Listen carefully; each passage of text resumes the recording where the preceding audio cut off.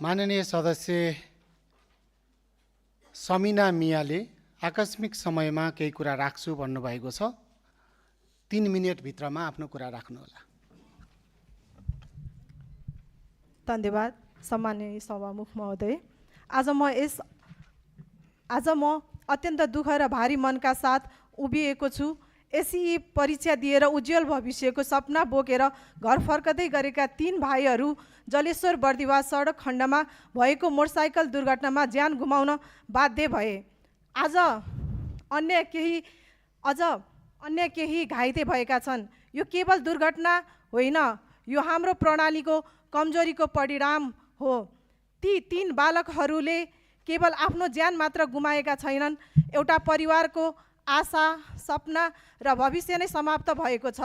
म दिवंगत आत्माहरूको चिर शान्तिको कामना गर्दै शोकाकुल परिवारहरूमा गहिरो समवेदना व्यक्त गर्दछु। घाइतेहरूको शीघ्र स्वास्थ्य लाभको कामना गर्दछु। सम्माननीय सभामुख महोदय, अब प्रश्न उठ्छ, यस्ता घटना किन दोहोरिरहन्छन्?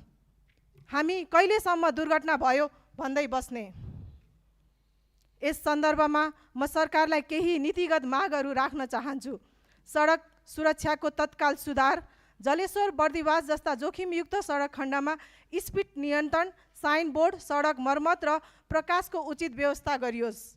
कडा ट्राफिक कार्यान्वयन, लाइसेन्स बिना सवारी चलाउने, ओभर स्पिड र ट्राफिक नियम उल्लङ्घनमा कडाइका साथ कारबाही गरियोस्। युवा तथा विद्यार्थी सचेतना कार्यक्रम गरियोस्। विद्यालय स्तरमै सडक सुरक्षा सम्बन्धी अनिवार्य सचेतना अभियान सञ्चालन गरियोस्।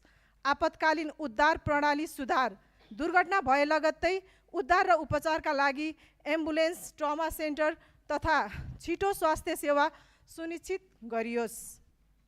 पीडित परिवारलाई राहत, मृतक परिवारलाई उचित क्षतिपूर्ति र घाइतेहरूको निःशुल्क उपचार व्यवस्था गरियोस्।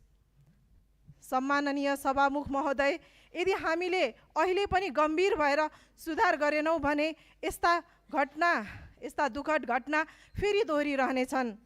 त्यसैले म सरकारसँग गम्भीर ध्यानाकर्षण गर्न चाहन्छु र अन्त्यमा ती निर्दोष भाइहरूको सम्झनामा हामी सबैले जिम्मेवार बनौँ। हस्त, धन्यवाद।